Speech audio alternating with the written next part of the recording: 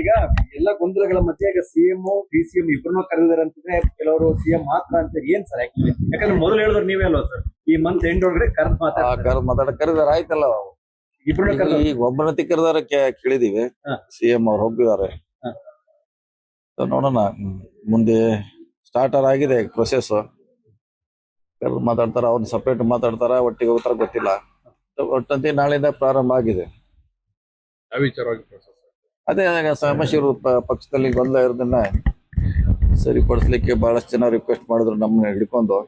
So ಈಗ ನಾಳೆಗೆ ನಿಗದಿ ಆಗಿದೆ ದಿನಾಂಕ. ಸರ್ ಇಬ್ರು ಒಟ್ಟಿಗೆ ಅಥವಾ ಪ್ರತ್ಯೇಕನ?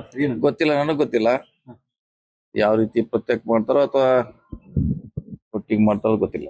ಹೈಕಮಾಂಡ್ ಯಾವ ನಿರ್ಧಾರ ತಗೋಬಹುದು ಅಂತ ಒಂದು ಇಲ್ಲ, ಇನ್ನು ಫಿಕ್ಸ್ ಆಗಿಲ್ಲ. ನೋಡೋಣ, ಇನ್ನು ಚರ್ಚೆ ಮಾಡ್ತಾ ಇದೀವಿ. ಯಾವ ನಿರ್ಧಾರ ತಗೋಬಹುದು ಅಂತ ನಮಗೆ ಗೊತ್ತಿಲ್ಲ. ಈ ಹೈಕಮಾಂಡ್ ತಗೊಳ್ಳೋದು ನಮಗೆ ಗೊತ್ತಾಗಬೇಕು.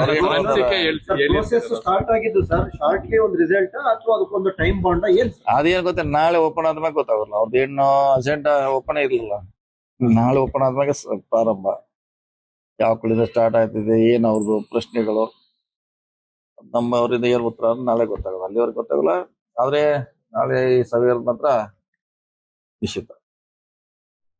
ಓಕೆ.